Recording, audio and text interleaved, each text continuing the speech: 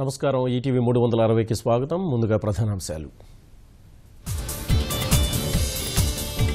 బంగారం, వెండి, వజ్రాభరణాలపై 3% జీఎస్టీ పన్ను.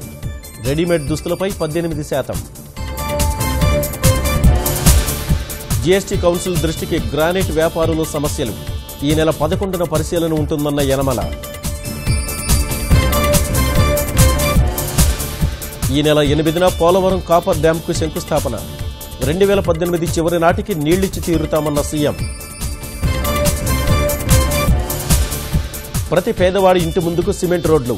2019 నాటికి ఇంటింటికి కుళాయి ఏర్పాటు చేస్తామన్న లోకేష్. ప్యారిస్ వాతావరణ ఒప్పందం భవిష్యత్ తరాలకు ఉపయుక్తం.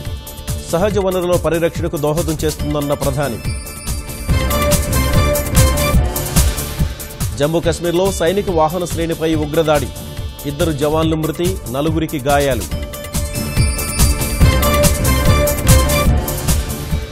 సివిల్స్ ర్యాంకర్ గోపాలకృష్ణకు అపూర్వ స్వాగతం.